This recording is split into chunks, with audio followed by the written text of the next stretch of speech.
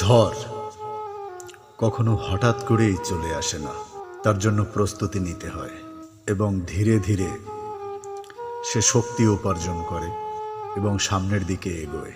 একটা সময় প্রচুর পরিমাণে শক্তি নিয়ে তার লক্ষ্যবস্তুতে আঘাত হানে। তার নাম ঝড়। এই ঝড়টা মানুষের জীবনে একটা মূল্যবান বিষয়। আপনার জীবনে যদি শুধু সুখ, শান্তি এগুলোই থাকে, তাহলে আপনি আসলে সুখী নন। যখনই আপনার জীবনে ঝড় আসবে, তখনই আপনি সুখ, শান্তি, হাসি খুশিটাকে খুব মূল্যায়ন করতে শিখবেন। এই ঝড়টা যখন মানুষের জীবনে আসে,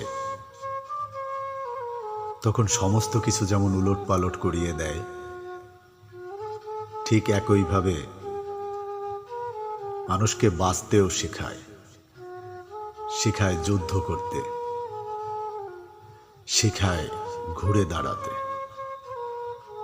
আপনি কি করে ঘুরে দাঁড়াবেন তার একটা সুন্দর সিলেবাস তৈরি করে দেয় এবং পরবর্তী জীবনে ঝড় শেষ হয়ে গেলে আপনি সেটা নিজের লাইফে সুন্দরভাবে সেই শিক্ষা বাস্তবায়ন করতে পারবেন। যার জন্য ঝড় মানুষের জীবনে খুবই গুরুত্বপূর্ণ একটা বিষয়। প্রেমে হোক, শিক্ষায় হোক, সামাজিকভাবে হোক, অর্থনৈতিকভাবে হোক, যে কোনোভাবেই হোক না কেন, ঝড় আসলে আপনার জীবনের একটা আশীর্বাদ। আমি সেই দর্শনেই বিশ্বাস করি। এত হাসি, এত সুখ, এত শান্তি সবকিছুই বিফল হয়ে যাবে যদি আমাদের জীবনে ঝড়টা না আসে। ছোটবেলায় যখন ঝড় আসতো, আমরা আম কুড়োতে যেতাম, তেমনই একটা আম কুড়োবার মতোই একটা সুখ যেটা বজায় রয়েছে আপনার এই ঝড়ের ভিতরে, যেটা প্রত্যেকটা মানুষের উপলব্ধি করা উচিত। জীবন নিয়ে মানুষের আসলে অনেক কমপ্লেইন থাকে, আমার আসলে তেমনটা নয়।